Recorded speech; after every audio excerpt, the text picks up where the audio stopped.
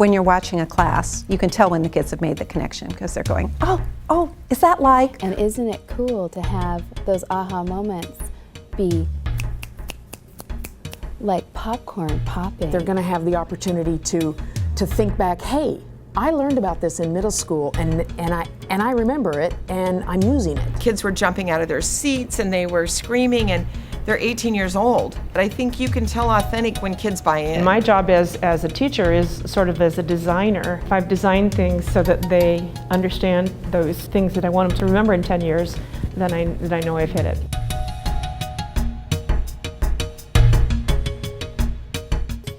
Through the Design 2 strategic planning process, Vancouver Public Schools has reshaped curriculum to make it authentically engaging for all students. Teachers are making use of active, relevant learning strategies and stretching students' minds with meaningful projects that make students want to engage in the learning process, stay in school, and achieve at higher levels. So what I'm doing is we're going to take these romantic ideas that we have a pretty good sense of, and we're going to mash them up with photographs. So the question is, when Mark and I put our heads together, how to create something that will excite kids, where they'll be interested and they'll like nosedive in, and then the end result is they'll be excited to do the next step, which is like read the book, engage with something that they ordinarily wouldn't do. Maria, can you see it? Well, first I start with a learning target where I decide what is it exactly that I want to focus on today. And then next I make them aware of why the target matters. How are they going to use this in that world outside the classroom? So for today's lesson, for example, the target is finding main ideas and supporting details in text.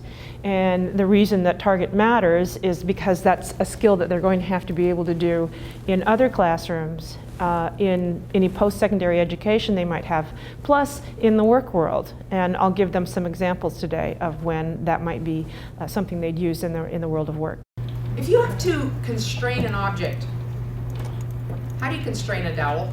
It's going to be engaging for students, just the fact that they're using a computer, because computers are their lives. They love technology.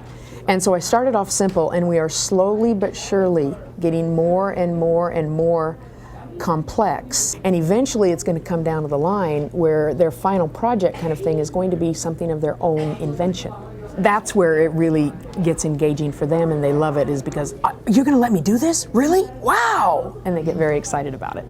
And I also appreciated the sequencing, how you put your pictures in sequence. If it's not in their hands, it's not in their heads. So whenever I approach a lesson, how can I get kids' hands on this learning? How can I make it tangible to them?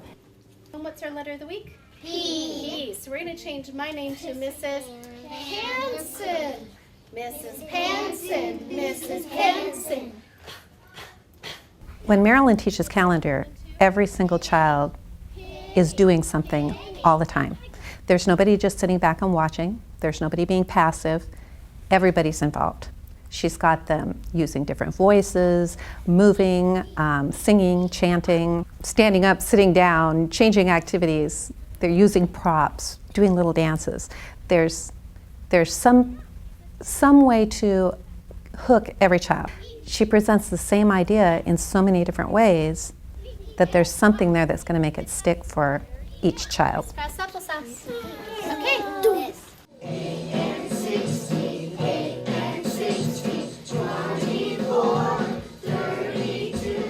With a well-planned lesson in hand, a teacher's goal is to authentically engage all students in projects that connect to their real-world experiences. Students work to find their own answers to higher-level thinking questions, share their opinions in discussions, and participate in group projects that connect to real-world issues and people. The authentic experience is what keeps them motivated and interested.